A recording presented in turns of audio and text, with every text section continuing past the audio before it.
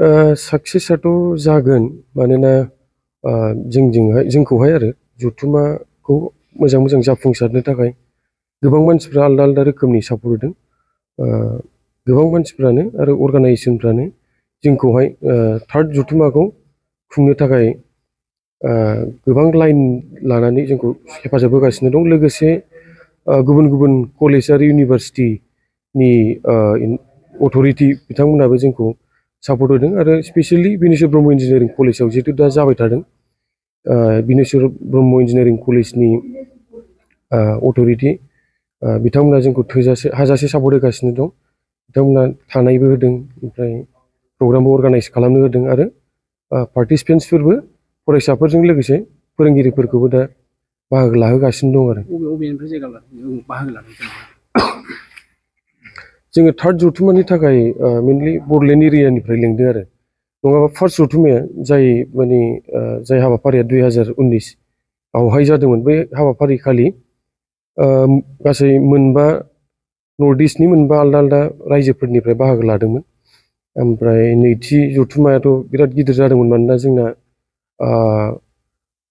BTR सरकारा नैथि खेब जथुम्माखौ 100% स्पन्सर होदोंमोन आरो, जायनि थाखाय जोङो नैथि जथुम्मायावहाय 29 आलदा आलदा अट'नमास काउन्सिल्स इण्डियानि बैफोर जायगाफोरनिफ्राय जोङो पार्टिसिपेन्टसफोरखौ लिंहरनो हादोंमोन आरो।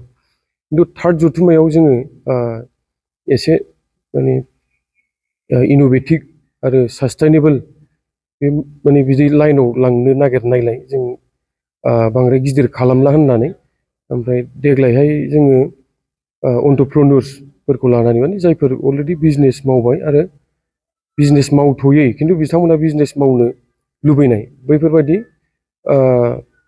लाइननि मानसिफोरखौ जों सिनायनानै नैबे दा सोलिबाय थानाय हाबाफारियाव लिंहरदों आरो। दा ओमफ्राय दिनैहाय 160 जन आलदा आलदा पार्टिसिपेन्टसफ्रा दंमोन आरो दिनैहाय जोंना 3 टेकनिकेल सेसना जानानै थांबाय। मोनथामबो जोंना बिजनेस लाइनाव प्रमट खालामनो नाजानाय आरो बे बाहागो लाग्रा फिरिखौ। ओमफ्राय जिहेतु अनेक मानसिफ्रानो बिजनेस मावखाबाय आरो अनेकआ मावनो गोसो, दा जों बै बाहागो लाग्रा बिथांमोनखौहाय माबायदि थुलुंगाखांहोनो हायो, दा बेखौहाय जों फकास खालामदों आरो।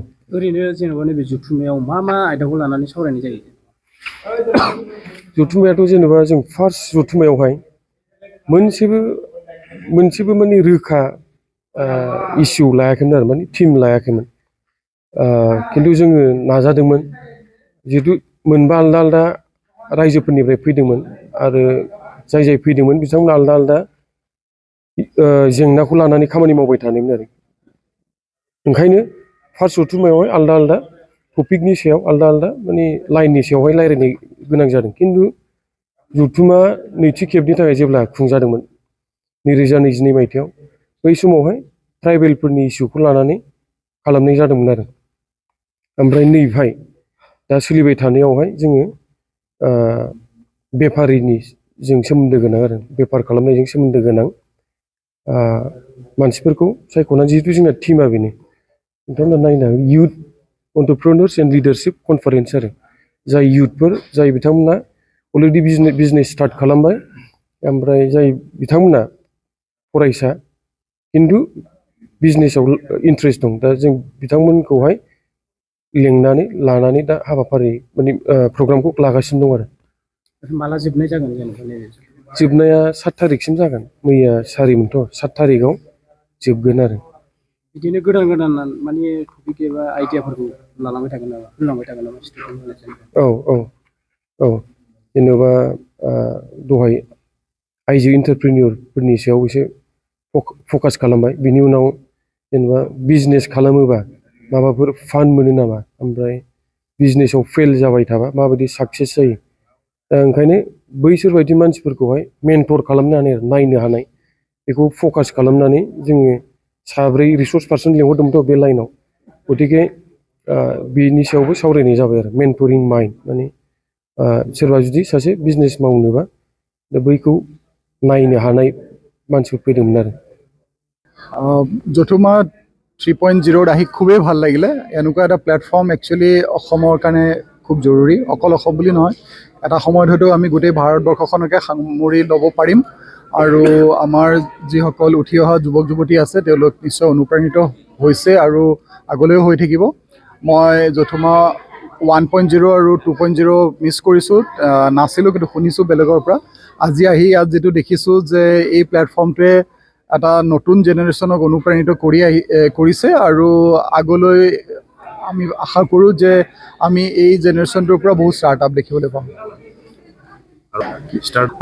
আমি আশা কৰিম যে তেখেতসকলে আমাৰ লগত জড়িত হৈ থাকক মই বিশেষকৈ AIC-SELCO ফাউণ্ডেশ্যনৰ মজিয়ালৈ তেখেতসকলক নিমন্ত্ৰণ জনাম তেখেতসকলে যদি বিচাৰে আমি তেখেতসকলৰ কাৰণে বিশেষভাৱে ৱৰ্কশ্বপো কৰিব পাৰোঁ বা আমি সময়ে সময়ে কিছুমান চেলেঞ্জ অৰ্গেনাইজ কৰি থাকোঁ আমাৰ চেলেঞ্জবিলাকক তেখেতসকলক পাৰ্টিচিপেট কৰিবৰ কাৰণে মই আহ্বান জনাইছোঁ তেখেতসকল আহিলে অংশগ্ৰহণ কৰিলে আমি ভাল পাম আৰু আগলৈ কেনেকৈ আগবাঢ়ি যাব লাগে আমি সেই গাইডেঞ্চটো দি যাম তোমাৰ 3.0 এটা নতুন অনুভৱ এই অঞ্চলৰ ল'ৰা ছোৱালী ছাত্ৰ ছাত্ৰী আৰু এইখিনিৰ যিখিনি নৱপ্ৰজন্মৰ ল'ৰা ছোৱালী তেওঁলোকৰ কাৰণে মই ভাবোঁ এইটো এটা উপযুক্ত প্লেটফৰ্ম বা এটা প্ৰতিষ্ঠান যিটো গঢ়ি উঠিছে যিহেতু তেওঁলোকৰ আকাংক্ষা তেওঁলোকৰ আইডিয়া তেওঁলোকৰ ইন'ভেটিভ থটছ এইবোৰ উত্থাপন কৰি পেলাই তেওঁলোকক আগুৱাই যোৱাত বহুতখিনি অগ্ৰগতি দিব বা তেওঁলোকক বহুতখিনি সহায় কৰিব Good news for everyone. For the academic year 2024-2025,